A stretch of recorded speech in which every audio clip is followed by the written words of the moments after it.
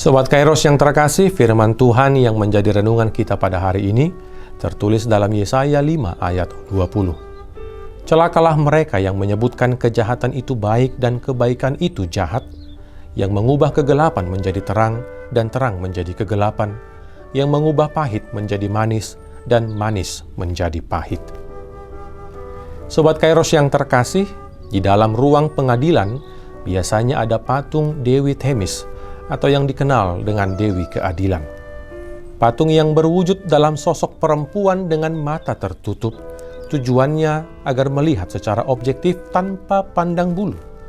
Tangan kiri memegang timbangan untuk menimbang yang baik dan salah, sedangkan yang kanan memegang pedang sebagai simbol kekuatan keadilan.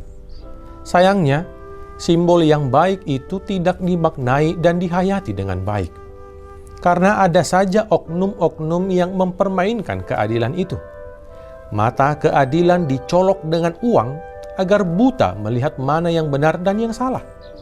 Timbangan menjadi berat dengan tumpukan hadiah.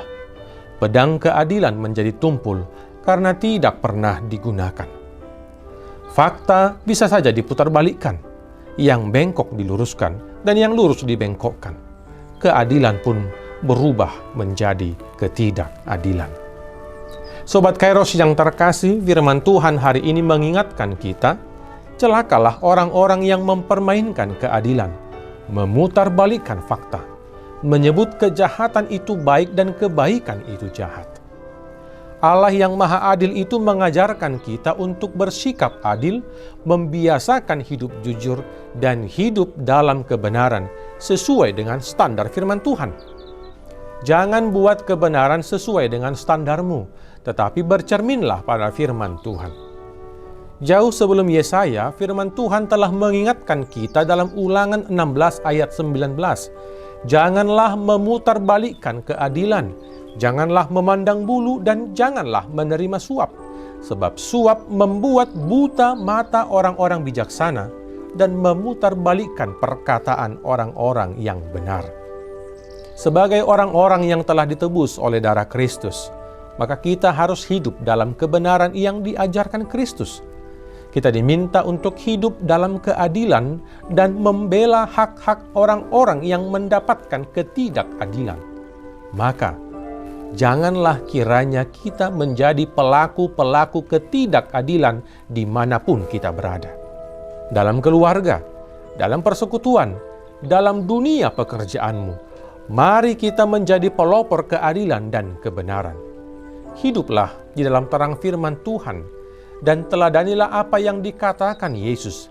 Jika ya, hendaklah kamu katakan ya.